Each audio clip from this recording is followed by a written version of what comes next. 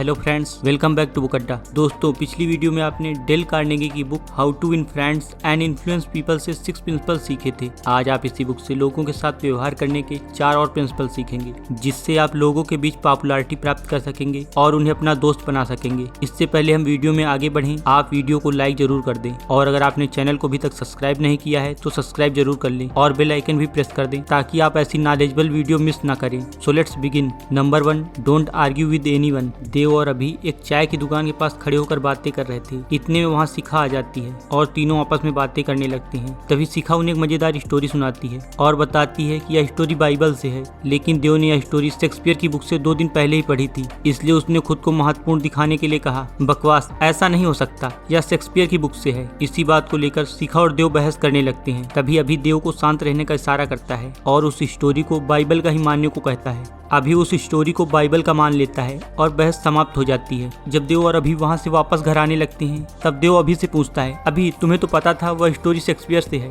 इस पर अभी ने कहा, हाँ बिल्कुल, लेकिन किसी इंसान को गलत क्यों सिद्ध किया जाए? क्या इससे वह इंसान तुम्हें पसंद करेगा? तो फिर बहस क्यों की जाए? तब देव को एहसास होता है कि कितना अच्छा होता अगर वो बहस ना करता। दोस्तों, आप एक बहस नहीं जीत सकते हैं, क्योंकि अगर आप हार गए तो आप हार गए और अगर जीत गए तो भी हार गए। मान लीजिए आप दूसरे इंसान पर जीत दर्ज कर लेते हैं और उसकी बातों में गलतियां निकाल देते हैं और उसे मूर्ख सिद्ध कर देते हैं, तब क्या होगा? आपको अच्छा लगेगा, लेकिन उस इंसान का क्या? आपने उस इंसान को छोटा महसूस करा दिया, आपने उसके अभिमान को चोट पहुंचा दिया। अगर आप बहस करते हैं या विरोध करते हैं तो आप कभी कभी जीत सकते हैं, पर यह जीत खोखली होगी, क्योंकि आपने कभी सामने वाले का समर्थन नहीं जीता। गौतम बुद्ध कहते हैं, नफरत कभी नफरत से नहीं प्यार से खत्म होती है और आपसी गलतफहमी कभी बहस से नहीं बल्कि समझदारी, थोड़ा झुकने और दूसरे का नजरिया समझने की सहानुभूति भरी इच्छा से खत्म होती है। किसी बहस का सबसे अच्छा परिणाम तब निकलता है जब इसे ना किया जाए। Number 2, admit your mistake. कोई भी मूर्ख अपनी गलती का बचाव कर सकता है और अधिकतर बेवकूफ करते हैं,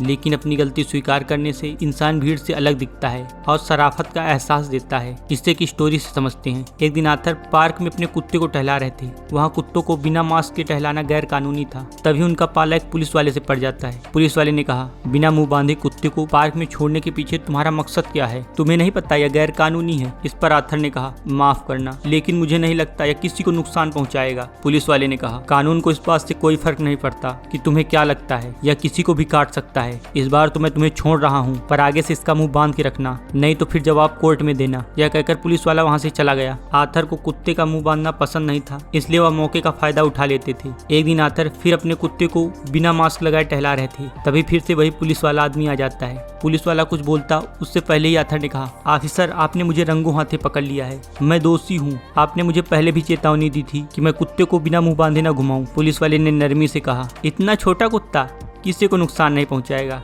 आर्थर ने कहा, पर यह गिलहरी मार सकता है। पुलिस वाले ने कहा, मुझे लगता है तुम इसे ज्यादा गंभीरता से ले रहे हो। तुम इस कुत्ते को पार्क के दूसरे साइड ले जाया करो, वहाँ पुलिस वाले भूलकर भी नहीं जाते। आर्थर ने पंगा लेने के बजाय खुद को गलत और पुलिस वाले को सही ठहरा दिया और मामला शालीनता से खत्म हो गया। लड़कर आप कभी पर्याप्त नहीं पा सकते हैं, लेकिन झुककर आप आशा से ज्यादा पा सकते हैं। इसलिए अगर आप गलत हैं तो तुरंत उसे स्वीकार कर ले। Number 3, A drop of honey. अगर किसी इंसान का दिल आपकी ओर गुस्से और बुरी भावनाओं से भरा हो तो आप उसे तर्कों से अपनी सोच की तरफ नहीं ला सकते हैं। चाहे डांटने वाले माता पिता हों, रौब दिखाने वाले बास हों और पद से झगड़ने वाली पत्नी हो, इन सभी को यह समझना चाहिए कि लोग अपना मन नहीं बदलना चाहते हैं। उनको आपसे सहमति रखने के लिए मजबूर नहीं किया जा सकता है, लेकिन उनको अपनी सोच की तरफ लाया जा सकता है अगर आप उदार और दोस्ताना हो। लिंकन ने 100 साल पहले ही कहा था, शहद की एक बूंद कटुता के गैलन से ज्यादा मक्खियां आकर्षित करती है। इंसानों से बात करते समय अगर आप उन्हें अपनी सोच की तरफ लाना चाहते हैं तो पहले उन्हें विश्वास दिलाएं कि आप उनके सच्चे दोस्त हैं। यही वे शहद की बूंद है जो मक्खियां आकर्षित करती है। नंबर 4,